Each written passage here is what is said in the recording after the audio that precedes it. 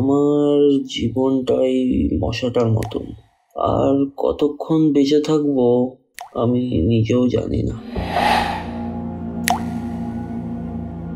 আমার কথা শুনে সবার মনে হতেই পারে যে গাঁজাখড়ি কথা বলছি।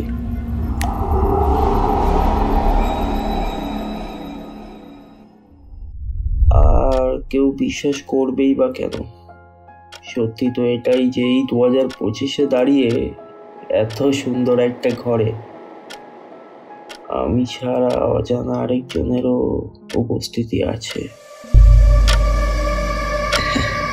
জানি বিশ্বাস হচ্ছে না, কিন্তু বিশ্বাস করুন, কেউ আছে।